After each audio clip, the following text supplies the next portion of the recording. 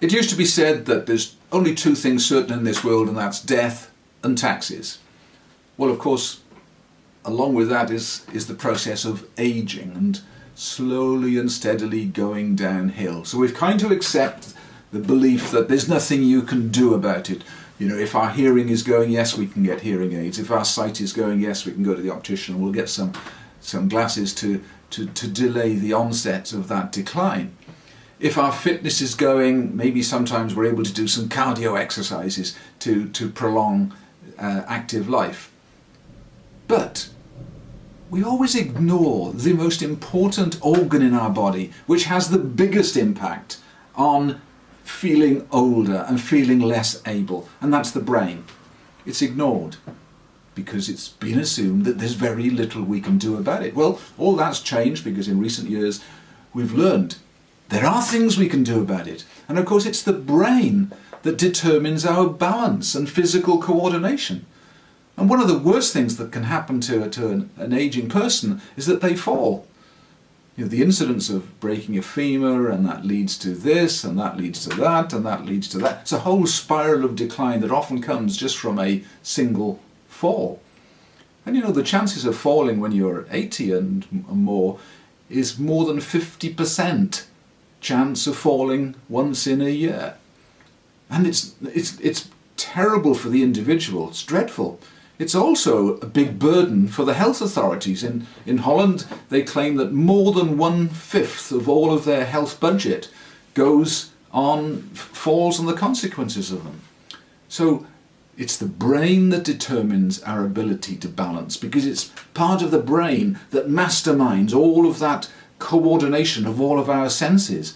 And when that starts to get less able to coordinate, then the falls happen, because things have become less automatic. And when falls happen, all the other things go wrong.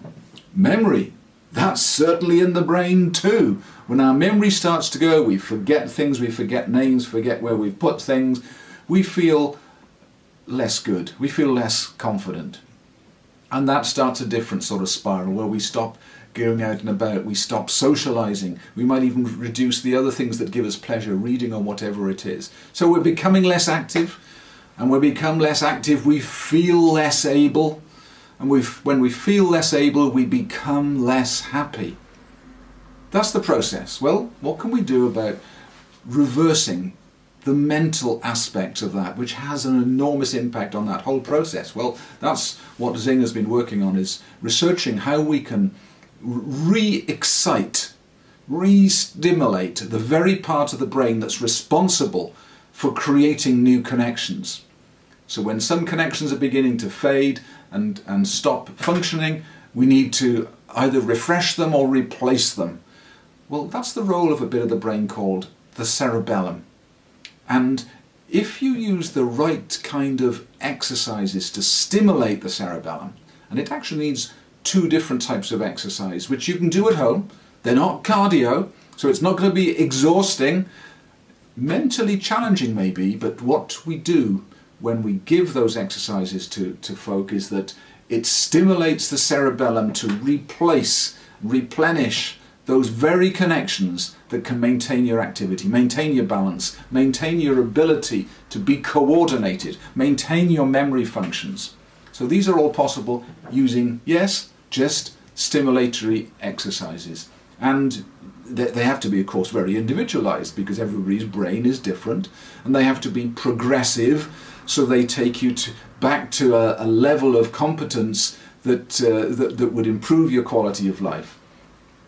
And when you give those exercises, you are enhancing the plasticity. I know plasticity has been talked about a lot, and it's always been assumed that plasticity is something that only happens to young people because that's when they're developing. Well, no, scientists have now proven that plasticity can be generated at any stage of your life, which is huge.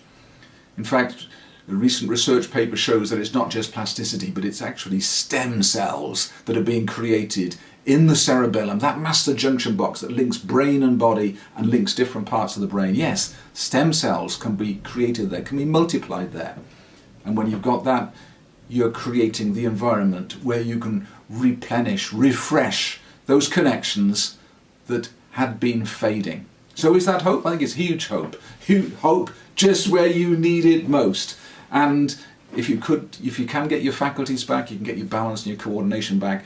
And doesn't that lead to many more years of happy, active life? Well, that's what we're working on, and we want to get as many people as possible to have those later years happy and active so they can enjoy them, because that is what they deserve. And I look forward to sharing more with you very soon.